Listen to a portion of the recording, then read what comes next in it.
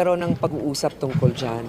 Alam naman natin na yung AKAP ay inisyatibo ng House of Representatives. So, pagdating sa mga ganon, inexplika nila kung bakit ito ay isang paraan na mas makakatulong sa ating mga kababayan. Ito naman ay ating pinakinggan at pinagbigyan rin. Kaya lamang hindi namin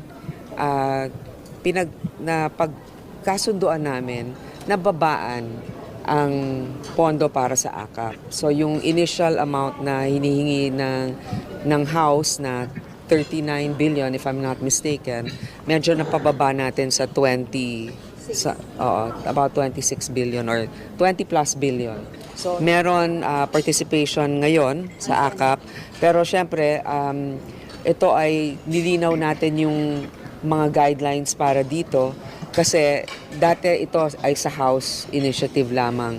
Pero bilang co-equal body at para naman may transparency, ang Senate ay meron ding pagkakataon na makatulong sa pamamagitan ng